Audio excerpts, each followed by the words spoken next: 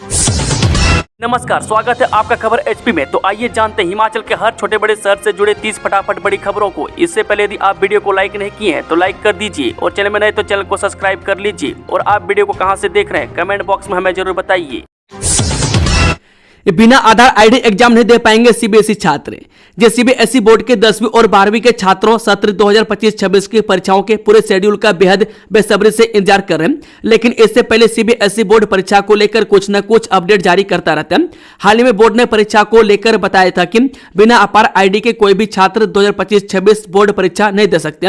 इसका मतलब यह हुआ कि जिन छात्रों के पास आधार आईडी कार्ड नहीं होगा उन्हें परीक्षा की लिस्ट में ही शामिल नहीं किया जाएगा, यानी आधार आईडी अनिवार्य। लेकिन ये आधार आईडी कार्ड क्या है और यह कार्ड कैसे बनती है, चलिए इस बारे में जानते हैं। सबसे पहले यह जानते हैं कि आधार आईडी को जरूरी क्यों किया गया। सीबीएसई बोर्ड ने परीक्षा में धांधली और फर्जीवाड़े को रोकने के लिए आधार आईडी को अनिवार्य किया गया। इसका फुल फॉर्म है automated permanent academic account registry है। ऐसी स्कूलों में भी फ्री किताबें, विभाग ने स्कूल शिक्षा बोर्ड के सचिव को जारी किए निर्देश। हिमाचल सरकार राज्य स्कूल शिक्षा बोर्ड के तहत संबद्ध सरकारी स्कूलों के साथ साथ सीबीएसई के स्कूलों को भी निःशुल्क किताबें देगी। ये किताबें पहली से 10वीं कक्षा तक फ्री टेक्स्ट बुक स्कीम के तहत ही मिलेंगी। इस बारे में स्कूल शिक्षा निदेशक ने हिमाचल प्रदेश स्कूल शिक्षा बोर्ड धर्मशाला के सचिव को निर्देश दिए। यह निर्देश इसलिए भेजे गए ताकि अगले शिक्षा सत्र से शुरू हो रहे सीबीएसई पैटर्न से पहले शिक्षा बोर्ड निःशुल्क किताबों की प्रिंटिंग करवा सके। स्कूल शिक्षा निदेशक ने कहा कि 25 सितंबर को राज्य सरकार से मिली अनुमति के बाद हिमाचल में पहले चरण में 100 स्कूलों को सीबीएसई के तहत बनाया जा रहा है। इन स्कूलों में सीबीएसई अप्रूव्ड सिलेबस ही अब पढ़ाया जाएगा। यह सिलेबस पहली से 10वीं कक्षा के लिए होगा। सत्र में कहा गया है कि स्कूल शिक्षा बोर्ड समय रहते इन टेक्स्ट बुक्स की सप्लाई के लिए इंतजाम करें ताकि संबंधित शिक्षण संस्थान को समय रहते ही किताबें मिल सके। सीबीएसई की स्कूलों में यह पैटर्न 2026-27 के शिक्षा सत्र से शुरू किया जा रहा है। इस सरकार ने जनजातीय विकास को दी रफ्तार, 35,000 परिवारों को लाभान्वित करने को 3,000 करोड़ का निवेश। जिस समावेशी और संतुलित विकास को प्राथमिकता देते हुए हिमाचल प्रदेश सरकार ने जनजातीय क्षेत्रों के विकास कार्यों पर पिछले 2.5 वर्षों में 3,000 करोड़ रुपए से अधिक के निवेश के साथ जनजातीय विकास को गति प्रदान की है।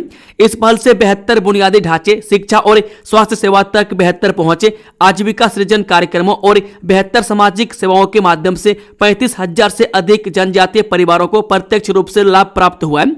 जनजातीय क्षेत्र विकास कार्यक्रम को 2022-23 के लिए 855 करोड़ रुपये, 2023-24 में 857 करोड़ 14 लाख रुपये, 224-25 में 890 करोड़ 28 लाख रुपये और 2025-26 के लिए 638 करोड़ 77 लाख रुपये के प्रस्तावित बजटीय प्रावधानों के साथ एक मजबूत वित्तीय आधार तैयार किया। सड़क, पुल, परिवहन, अवसंरचना और सार्वजनिक भवनों सहित प्रमुख नागरिक कार्यों के लिए 2022-23 में 290 करोड़ 58 लाख रुपये, 2023-24 में 287 करोड़ 99 लाख रुपये और 2024-25 में 62 करोड़ 92 लाख रुपए की राशि प्रदान की गई है, जबकि 2025-26 के लिए 125 करोड़ 6 लाख रुपए निर्धारित किए गए हैं। दिवाली के बाद बोर्ड निगमों को मिलेंगे नए चेयरमैन। हिमाचल में दीपावली के बाद राज्य सरकार खाली पड़े सार्वजनिक उपक्रमों में चेयरमैन के तौर पर नई नियुक्तियां कर सकती है। Himachal marketing board, ex service man corporation जैसे कई निगम खाली हैं, जबकि कुछ सार्वजनिक उपक्रमों में एक ही व्यक्ति को 2-2 काम दिए गए। मुख्यमंत्री सुखविंदर सिंह सुक्खू ने दिल्ली जाकर हाईकमान से इस बारे में चर्चा की है। दीपावली के बाद इसकी मंजूरी मिलते ही ये नियुक्तियां हो जाएंगी। हिमाचल प्रदेश कांग्रेस कमेटी का भी गठन नए सिरे से होना है। प्रदेश अध्यक्ष की नियुक्ति को लेकर मुख्यमंत्री ने कहा कि इस महीने के आखिरी में या नवंबर महीने के पहले सप्ताह में फैसला हो जाएगा। यह भी संभव है कि फैसले से पहले निगम और बोर्ड में होने वाली नियुक्ति को लेकर निर्णय हो जाएगा। के राज्यपाल, सीएम और उप मुख्यमंत्री समेत इन्होंने दी प्रदेशवासियों को दीपावली की शुभकामनाएं। यह देश भर में हर्षोल्लास के साथ दीपावली मनाई जा रही है। इस खास मौके पर हिमाचल के राज्यपाल शिव प्रताप शुक्ल, मुख्यमंत्री ठाकुर सुखविंदर सिंह सुक्खू और उप मुख्यमंत्री मुकेश अग्निहोत्री ने प्रदेशवासियों को दीपावली पर्व की शुभकामनाएं दी है। एम्स बिलासपुर की बड़ी उपलब्धि, एमबीबीएस सीटें 50 से बढ़कर हुई 100, पहला बैच जल्द बनेगा डॉक्टर। एम्स बिलासपुर के लिए अच्छी खबर है। राष्ट्रीय चिकित्सा आयोग ने एमबीबीएस की सीटें 50 से बढ़ाकर 100 कर दी है। यह मंजूरी शैक्षणिक सत्र 2025-26 से लागू होगी। 2019 में निर्माण शुरू होने के बाद 2021 में एम्स बनकर तैयार हुआ था। अब यहां से पहले बैच के डॉक्टर पास आउट होने वाले हैं, जिनके लिए अगले साल दीक्षा समारोह होगा। इसी के तहत एम्स बिलासपुर की सीटें भी 50 से बढ़ाकर 100 की गई है। शैक्षणिक सत्र 2025-26 से सीटों को बढ़ाने की मंजूरी मिल गई है। एम्स बिलासपुर निर्माण की प्रक्रिया अप्रैल 2019 में शुरू हुई थी और 2021 में यह संस्थान बनकर तैयार हो गया था। बद्दी हत्याकांड का आरोपी 3 दिन बाद भी पुलिस की गिरफ्त से दूर, 50,000 का इनाम किया घोषित। जब बद्दी के साई क्षेत्र में युवक की गोली मारकर हत्या के मामले में आरोपी अभी भी पुलिस की गिरफ्त से बाहर है। पुलिस ने आरोपी पर 50,000 रुपए का इनाम घोषित किया है और सूचना देने वाले की पहचान गुप्त रखने का वादा किया है। हत्या का कारण प्रेम विवाह बताया जा रहा है, जिसके चलते ग्रामीणों ने प्रदर्शन भी किया था। पुलिस आरोपी को पकड़ने के लिए लगातार दबिश दे रही है। बता दें कि दून विधानसभा के पहाड़ी क्षेत्र साई में युवक की गोली मारकर हत्या मामले में 3 दिन बाद भी आरोपित की गिरफ्तारी नहीं हो पाई है।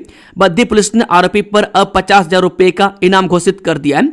बद्दी पुलिस ने आरोपी की सूचना देने वाले को इनाम राशि और उसकी पहचान गोपनीय रखने का दावा किया है। यह कदम आरोपी की जल्द से जल्द गिरफ्तारी के लिए उठाया गया है। इस सोलन में संदिग्ध हालत में मिला युवक का शव, नशे की ओवरडोज से मौत की आशंका। नाहन के ढाबों मोहल्ला में पावटा साहिब के 25 वर्षीय अनुराग का शव संदिग्ध परिस्थितियों में मिला। पुलिस को स्थानीय लोगों ने बावड़ी की छत पर शव की सूचना दी। प्रारंभिक जांच में नशे की ओवरडोज से मौत की आशंका है। युवक पहले नशा मुक्ति केंद्र में भी भर्ती था। पुलिस मामले की जांच कर रही है और पोस्टमार्टम रिपोर्ट का इंतजार है। पुलिस की प्रारंभिक जांच में युवक की मौत नशे की ओवरडोज से होना माना जा रहा है। यह युवक उत्तराखंड के एक नशा मुक्ति केंद्र में भी भर्ती रह चुका था। युवक नाहन कैसे पहुंचा, इसको लेकर पुलिस जांच कर रही है। कांगड़ा में पुलिस की कार्रवाई, हिट एंड रन मामले के आरोपी को किया गिरफ्तार। नगरोटा बागवा में हिट एंड रन मामले में पुलिस ने आरोपी चालक सचिन को गिरफ्तार किया। 13 अक्टूबर को एक अज्ञात वाहन ने महेंद्र सिंह को टक्कर मार दी थी, जिससे उनकी मौत हो गई थी। पुलिस ने सीसीटीवी फुटेज की जांच के बाद आरोपी को गिरफ्तार कर लिया है और वाहन को जब्त कर लिया है। आरोपी के खिलाफ मामला दर्ज कर लिया गया है। झूठी फोन कॉल करने वालों पर एफआईआर करेगा अग्निशमन विभाग। दीपावली के पर्व के दौरान आग जैसी झूठी फोन कॉल कर भ्रमित सूचना देने वाले संदिग्धों पर अग्निशमन विभाग द्वारा कानूनी कार्रवाई करते हुए एफआईआर जैसी कार्रवाई की जाएगी। दीपावली पर्व पर विभागीय तैयारियों को लेकर अग्निशमन विभाग के जिला अधिकारी करमचंद कश्यप ने बताया कि दीपावली के पर्व पर विभाग द्वारा सभी कर्मचारियों को स्टेशनों पर तैनात रहकर आगजनी जैसी संभावनाओं को लेकर पूरी तरह मुस्तैद कर दिया है। ढली मंडी में थोक में 170 रुपये प्रति किलो में बिके मटर। ढली सब्जी मंडी में सब्जियों के अच्छे दाम मिल रहे हैं। मंडी में थोक में मटर 170 रुपये प्रति किलो की दर से बिके। अच्छी क्वालिटी की ब्रासबीन को 65 रुपये प्रति किलो दाम मिले। मंडियों में सब्जियों को सेब से अच्छे दाम मिल रहे हैं, इससे किसानों को लाभ हो रहा है। ढली सब्जी मंडी में रविवार को मटर का थोक भाव 100 रुपये से 170 रुपये प्रति किलो रहा। इसी तरह मंडी में बीन 50 से 65 रुपये प्रति किलो, शिमला मिर्च 25 से 30, बंद गोभी 15 से 23 तथा पहाड़ी आलू 10 से 25 रुपये प्रति किलो की दर से बिका। दर्द में डूबी है कुल्लू के कई परिवारों की दिवाली। आपदा ने सब कुछ छीना, न जलेंगे दीप और न बटेंगी मिठाई। हिमाचल प्रदेश के कुल्लू जिले में इस बार दीपावली की खुशियां फीकी पड़ गई है। हर साल की तरह दियों की रोशनी, मिठाइयों की मिठास और घरों की जगमगाहट तो होगी, लेकिन कुल्लू के सैकड़ों परिवारों के लिए यह पर्व इस बार सिर्फ कैलेंडर की एक तारीख बनकर रह गया। मानसून में हुई भारी बारिश और विनाशकारी भूस्खलन ने इन परिवारों से उनका सब कुछ छीन लिया है। जिन घरों में हर साल उत्साह और उमंग के साथ दीपावली मनाई जाती थी, आज वे घर मलबे के ढेर में बदल गए। बेघर हुए ये परिवार इस बार तिरपाल के नीचे, तंबुओं में या किराए के कमरों में रातें गुजारने को मजबूर है। रोशनी का यह त्योहार उनके लिए उम्मीद की किरण लाने के बजाय आपदा के गहरे दर्द को और बढ़ा रहा है। बिलासपुर सदर से पूर्व विधायक बाबूराम गौतम का निधन, सीएम सुक्खू ने जताया शोक। जब बिलासपुर सदर के पूर्व विधायक और जनसेवा को समर्पित बाबूराम गौतम का रविवार शाम उनके निजी निवास पर लंबी बीमारी के बाद देहांत हो गया। उनका जाना बिलासपुर ही नहीं बल्कि हिमाचल की राजनीतिक और सामाजिक बिरादरी के लिए एक बड़ी क्षति है। डॉक्टर गौतम न सिर्फ विधानसभा में क्षेत्र का प्रतिनिधित्व किया बल्कि प्रशासनिक दक्षता और निस्वार्थ समाज सेवा के लिए भी हमेशा याद किए जाएंगे। हिमाचल में जल्द होगी बर्फबारी और बारिश की दस्तक, जानिए अपडेट। देवभूमि हिमाचल प्रदेश में अब मौसम का मिजाज एक बार फिर करवट लेने वाला है, जिससे पहाड़ों पर ठंड का प्रकोप बढ़ जाएगा। जहां एक और सुबह शाम ठिठुरन महसूस हो रही है और न्यूनतम तापमान में गिरावट आई है, वहीं दोपहर के समय धूप खिलने से पारा थोड़ा ऊपर चढ़ रहा है। हालांकि यह बदलाव सिर्फ शुरुआती संकेत है, क्योंकि आने वाले दिनों में बारिश और बर्फबारी से राज्य के तापमान में बड़ा उलटफेर होने की आशंका है। मौसम विज्ञान केंद्र शिमला के अनुसार एक सक्रिय पश्चिमी विक्षोभ हिमालयी क्षेत्र को प्रभावित करने वाला है, जिसके कारण 21 और 22 अक्टूबर को हिमाचल के मौसम में व्यापक परिवर्तन देखने को मिलेगा। इस दौरान कुल्लू, लाहौल स्पीति और चंबा जैसे जिलों के ऊंचे पहाड़ी इलाकों में जोरदार बारिश और ताजा हिमपात होने की संभावना है, यानी इन क्षेत्रों में एक बार फिर बर्फ की चादर बिछ सकती है। चल पर्यटन में बम्पर सीजन की दस्तक, मनाली शिमला में एडवांस बुकिंग शुरू। हिमाचल प्रदेश में पर्यटन व्यवसाय जल्द ही एक बड़ी उछाल देखने वाला है। दीपावली के छुट्टियों को देखते हुए शिमला, कुफरी, मनाली, धर्मशाला, कसौली और किन्नौर जैसे लोकप्रिय गंतव्यों के होटलों में कमरे पहले से ही आरक्षित किए जा रहे हैं। गुजरात और महाराष्ट्र के पर्यटकों की बड़ी संख्या में बुकिंग आ रही है। राज्य में वीकेंड पर घूमने फिरने का चलन पहले से ही जोरों पर है। इसकी पुष्टि कालका शिमला हेरिटेज रेलवे ट्रैक पर दिखती है, जहां 15 नवंबर तक की ट्रेनें पूरी तरह भरी हुई है और सीटों के लिए लंबी प्रतीक्षा सूची चल रही है। बच्चों के साथ दिवाली मनाने बालिका आश्रम पहुंचे सीएम सुक्खू, गिफ्ट भी बांटे। मुख्यमंत्री सुखबीर सुक्खू ने दिवाली के शुभ अवसर पर बालिका आश्रम और नारी सेवा सदन पहुंचकर वहां की महिलाओं और बालिकाओं के साथ पर्व की खुशियां मनाई। इस दौरान उन्होंने मिठाई और उपहार बांटे और सभी को दीपावली की शुभकामनाएं दी। इस मौके पर सीएम सुक्खू ने इस मौके पर बालिका आश्रम में कहा कि प्रदेश सरकार ने अनाथ बच्चों पर शिक्षा और देखभाल के लिए मुख्यमंत्री सुख आश्रय योजना शुरू की है। इसके अंतर्गत 27 वर्ष की आयु पूरा होने तक इन बच्चों की पढ़ाई समेत अन्य सभी खर्चों को एक अभिभावक के रूप में सरकार पूरा कर रही है। ये बच्चे हमारे समाज का हिस्सा हैं और प्रदेश के संसाधनों पर उनका पूरा अधिकार है, इसलिए उनके लिए ये योजना लाकर सरकार ने कोई एहसान नहीं किया है। वहीं 12वीं कक्षा की पढ़ाई पूरी होने के बाद भी सरकार इन बच्चों की उच्च एवं व्यावसायिक शिक्षा का पूरा खर्च उठाएगी। फीस के साथ साथ हॉस्टल व वस्त्रों का खर्च सरकार वहन करेगी और उन्हें 4,000 रुपये हर माह भत्ते के रूप में भी प्रदान किए जा रहे हैं। प्रदेश सरकार हर संभव कोशिश कर रही है कि अपने माता पिता को खोने वाले ये बच्चे आत्मनिर्भर बन सके और आत्मसम्मान के साथ अपना जीवन व्यतीत करें। नहीं रहे अंग्रेजों के जमाने के जेलर, 84 साल की आयु में असरानी का निधन। दिग्गज अभिनेता असरानी का 84 वर्ष की आयु में निधन हो गया। उनके भतीजे अशोक असरानी ने इस खबर की पुष्टि की। हिंदी सिनेमा के वरिष्ठ और बहुमुखी अभिनेता गोवर्धन असरानी का आज शाम लगभग 4 बजे लंबी बीमारी के बाद निधन हो गया। वे मूल रूप से जयपुर राजस्थान के निवासी थे।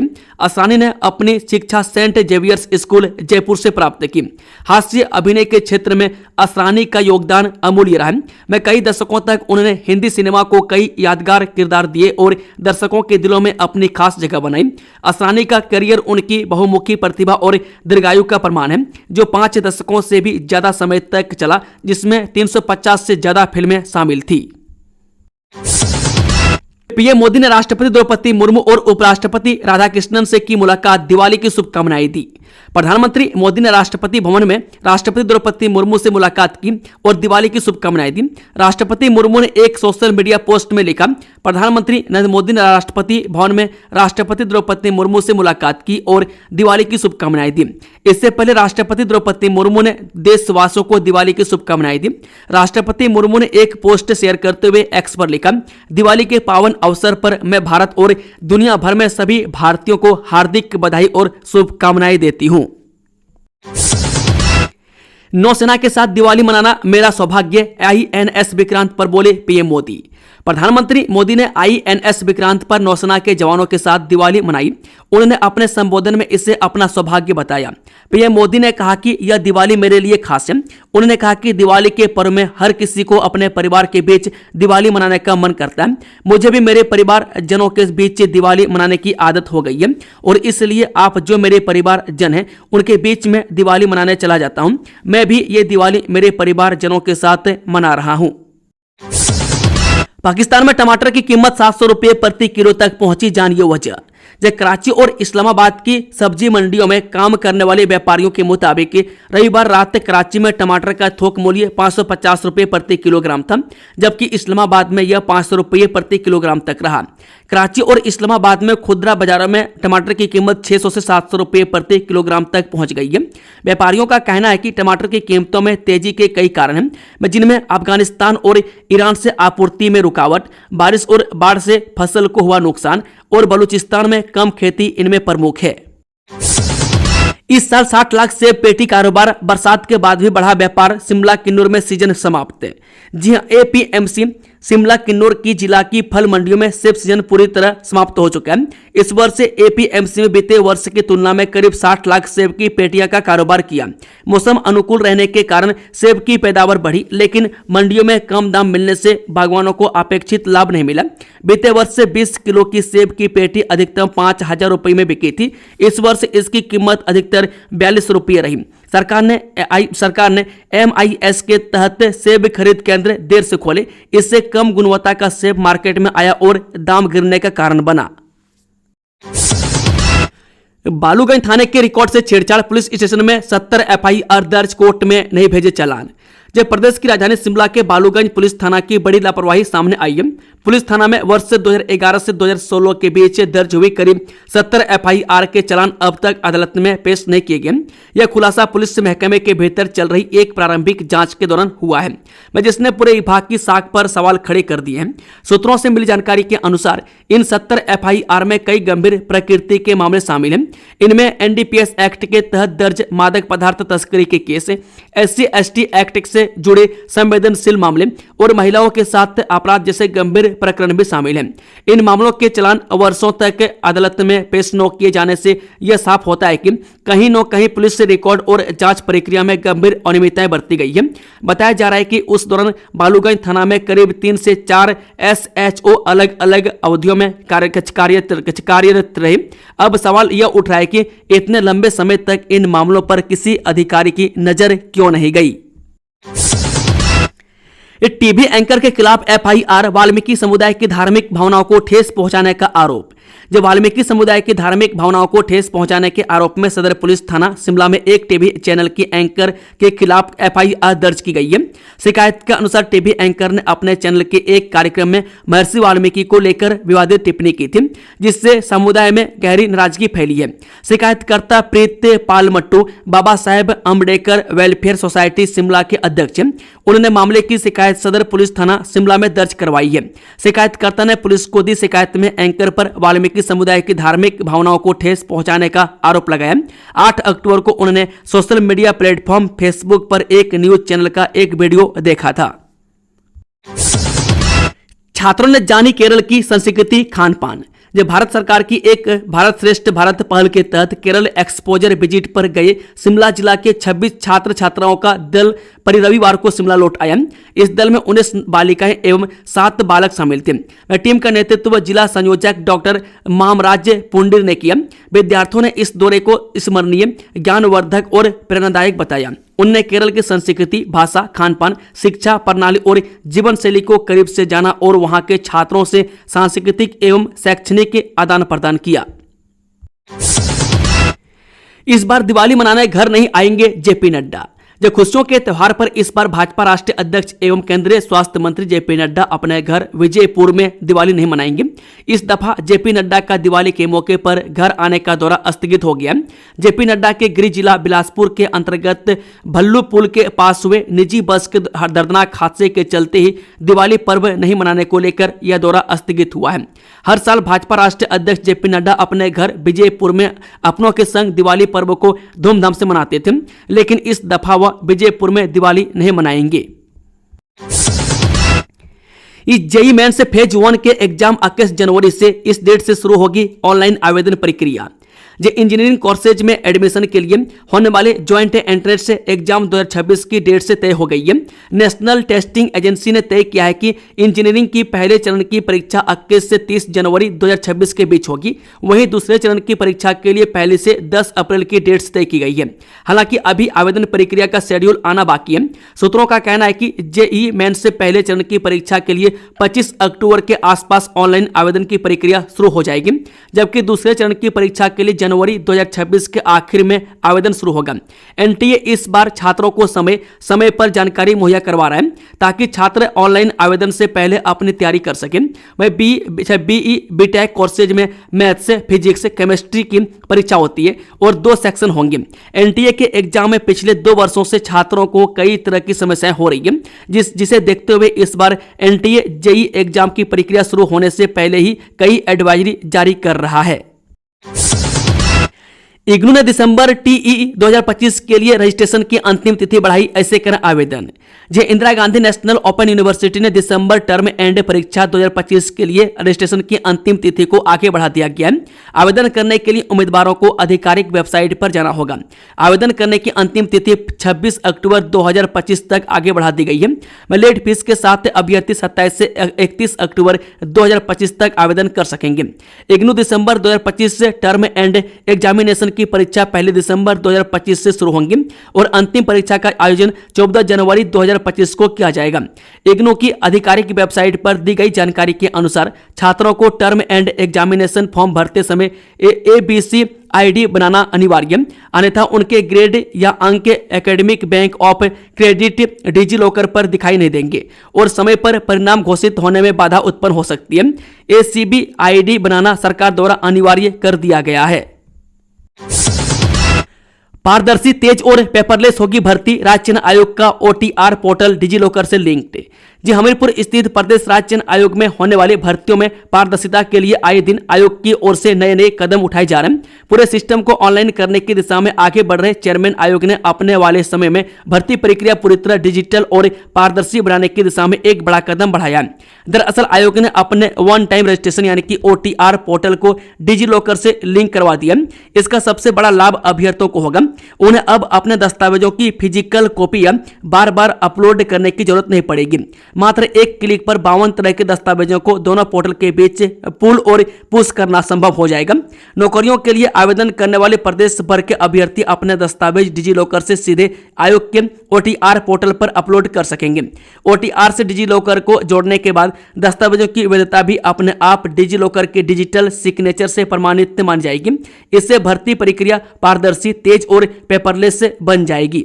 दोस्तों, खबरों का सिलसिला समाप्त होता है। अगर जानकारी पसंद आई तो वीडियो को लाइक, शेयर, चैनल को सब्सक्राइब जरूर कर लें और कमेंट बॉक्स में अपना फीडबैक देना ना भूलें। Thank you, all the best. जय हिंद, जय हिमाचल।